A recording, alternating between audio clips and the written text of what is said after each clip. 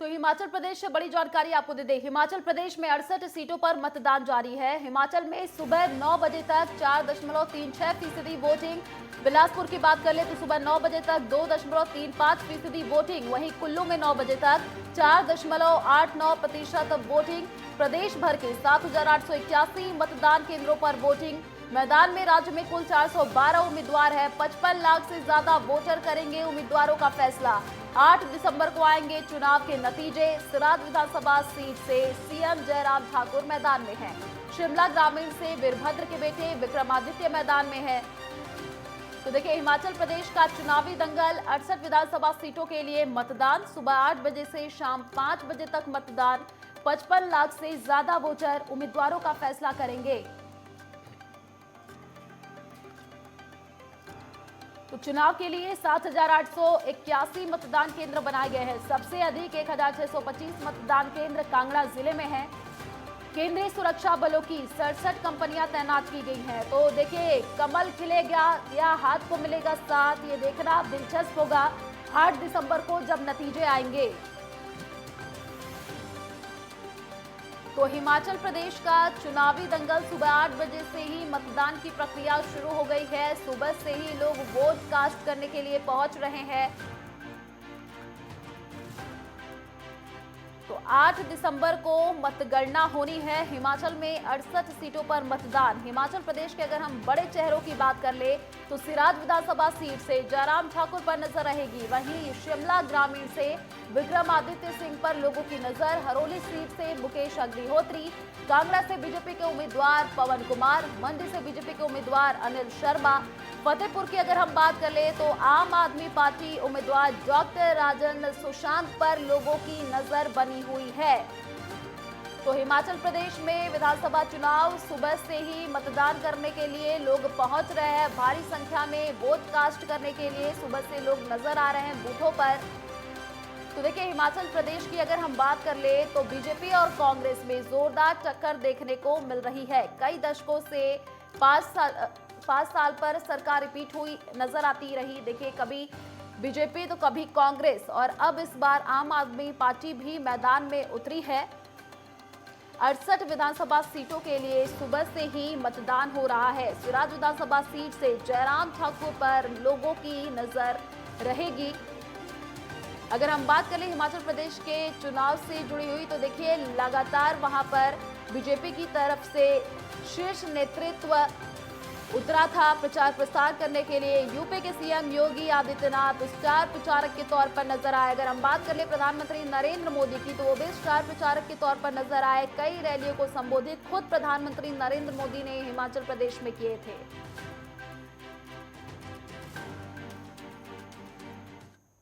तो हिमाचल प्रदेश में मतदान जारी। मतदान से पहले बोले अनुराग ठाकुर, कांग्रेस ने झूठे वादे किए।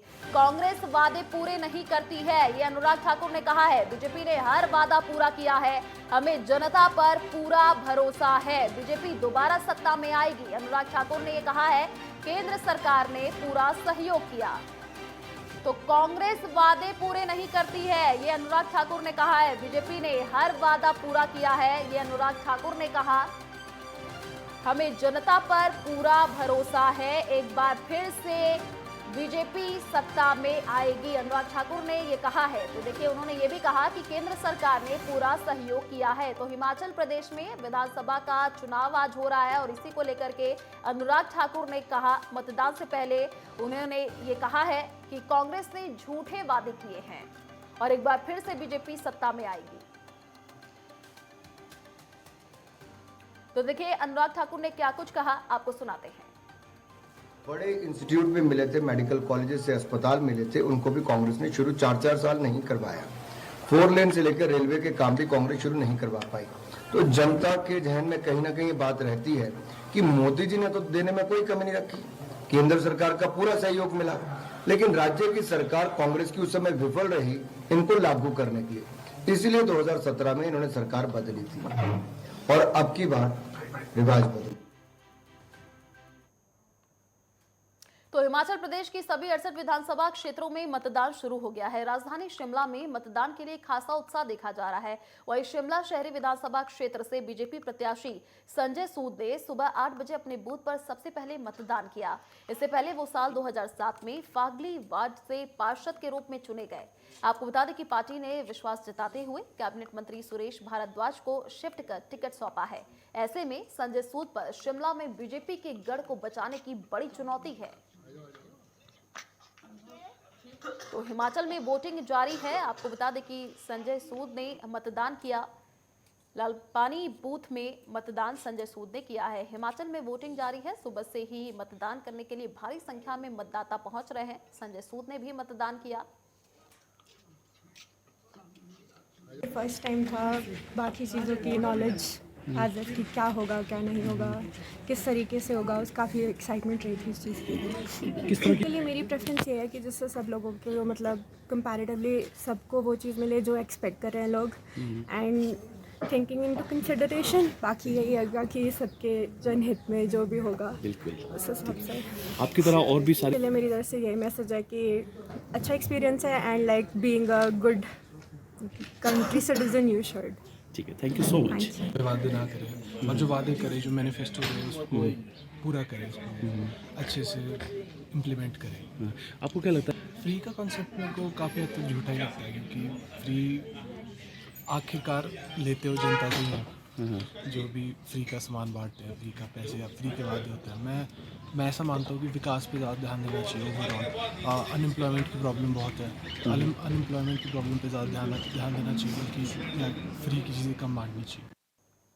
ज्यादा जानकारी के लिए सहयोगी ईशा ठाकुर हमारे साथ लाइव जुड़ी हुई हैं। ईशा, देखिए हिमाचल प्रदेश में विधानसभा का चुनाव, सुबह से ही मतदान करने के लिए भारी संख्या में मतदाता पहुंच रहे हैं। बीजेपी और कांग्रेस के बीच में जोरदार टक्कर तो देखने को मिल रही है, लेकिन आपसे ये समझना चाहेंगे कि देखिए बीजेपी तो ये कह रही है कि सत्ता फिर से रिपीट होगी, लेकिन अगर हम कांग्रेस की बात करें तो कांग्रेस की तरफ से कोई शीर्ष नेतृत्व तो प्रचार के लिए नहीं उतरा। राहुल गांधी तो नहीं उतरे। बीजेपी की तरफ से अगर हम बात करें तो योगी आदित्यनाथ प्रचार के लिए उतरे थे, स्टार प्रचारक के तौर पर नजर आए थे।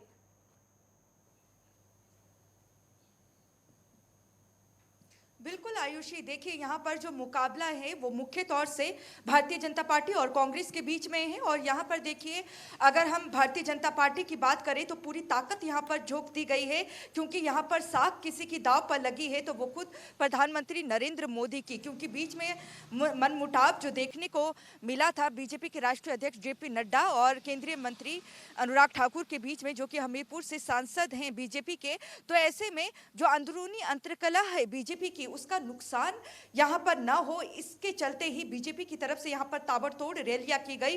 प्रधानमंत्री नरेंद्र मोदी खुद अपील करते हुए जनता से नजर आए कि आप डबल इंजन की सरकार को यहाँ पर मौका दे। रिवाज जो पहले से बनता आ रहा है 1990 से, उस रिवाज को बदलें और यहाँ पर बीजेपी को एक बार फिर से मौका दे। प्रधानमंत्री ने भावुक अपील भी की। उनका कहना है कि वो हिमाचल प्रदेश आते रहते हैं और ऐसे में देखिए कांगड़ा पहुंचे थे, और कांगड़ा जिला की अगर हम बात करें 15 विधानसभा क्षेत्र वहां पर हैं, और जो भी कांगड़ा में जितनी सीटें जो पार्टी जीत लेती है वही सत्ता में काबिज होती है। 2017 के आंकड़ों पे अगर हम जाएं तो वहां पर भारतीय जनता पार्टी ने 15 में से 11 सीटें जीती थी और सरकार भी अपनी बनाई थी। अगर हम 2012 के विधानसभा चुनावों में नजर डालें तो बीजेपी को यहां से महज 3 सीटें मिली थी और कांग्रेस 10 सीटें जीतने में कामयाब हुई थी, और 2012 में कांग्रेस की सरकार भी बनी थी। लेकिन यहां पर देखिए जिस तरीके से मुकाबला मुख्य तौर से भारतीय जनता पार्टी और कांग्रेस के बीच में है, यही वजह है कि जो अंदरूनी अंतर्कलह थी उसको भांपते हुए भारतीय जनता पार्टी के तमाम दिग्गज नेता यहां पर चुनाव मैदान में प्रचार के लिए उतरे।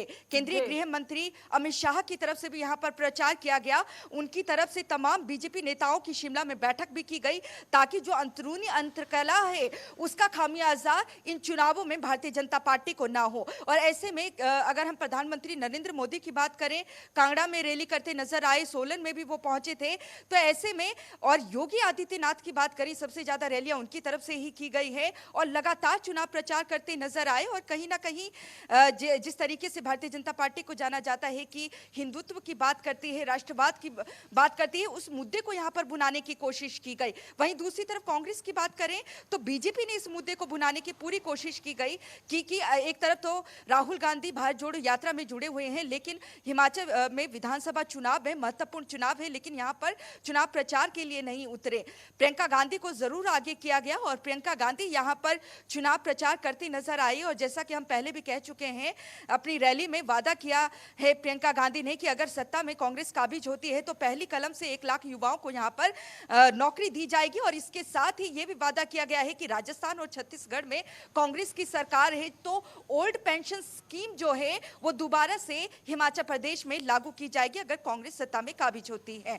दोनों के बीच में कांटे की टक्कर इस वक्त है। अगर हम वोटिंग परसेंटेज की बात करें तो सुबह 8 बजे से मतदान शुरू हो चुका है। अभी 5% ही वोटिंग हुई है। 2017 में 76% के करीब मतदान हुआ था। और यहाँ पर जो मौजूदा मुख्यमंत्री है जयराम ठाकुर, उनकी तरफ से जनता से लगातार अपील की जा रही है कि आप लोकतंत्र के इस महापर्व में हिस्सेदारी अपनी रखिए ताकि जो रिवाज है उसे बदला जा सके। यहाँ पर कहीं ना कहीं भारतीय जनता पार्टी को लगता है कि जिस तरीके से उत्तराखंड की अगर हम बात करें, पहाड़ी राज्य है और वहाँ पर जिस तरीके से रिवाज बदला था, दोबारा जिस तरीके से उत्तराखंड में भी जो सरकारें हैं वो बार बार सत्ता परिवर्तित होती रहती थी, लेकिन इस बार भारतीय जनता पार्टी सत्ता में काबिज हुई दोबारा से। और भारतीय जनता पार्टी को लगता है कि वही यहाँ पर होगा और 1990 के बाद जिस तरीके से सत्ता परिवर्तित यहाँ पर होती रहती है वैसा नहीं होगा और रिवाज बदलेगा। वही कांग्रेस का कहना है कि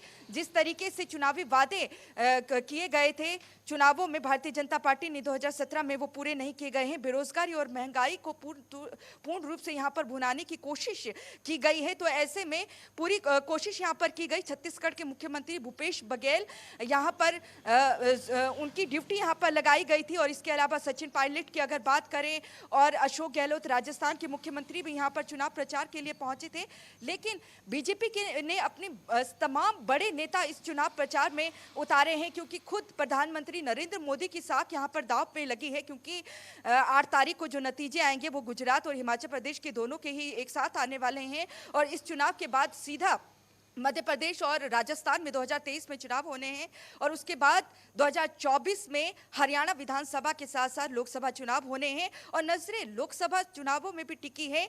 इसी के साथ ये देखना भी होगा कि यहाँ पर जो आम आदमी पार्टी लगातार कह रही है कि यहाँ पर सरकार आम आदमी पार्टी की बनेगी। 68 सीटों पर उम्मीदवार उतारे गए हैं, क्या एक भी सीट यहाँ पर निकाल पाती है, इस पर भी निगाहें टिकी रहेगी। बहरहाल जो साख है प्रधानमंत्री नरेंद्र मोदी की एक तरह से दांव पर लगी है, वहीं दूसरी तरफ कांग्रेस ने भी पूरी ताकत यहां पर झोंक दी है। जी आयुषी। जी ईशा, देखिए लगातार मतदान करने के लिए सुबह से ही पहुंच रहे हैं लोग। किन मुद्दों पर लोग मतदान कर रहे हैं, अगर बातचीत हो पाई हो वोटरों से, उनका क्या कहना है?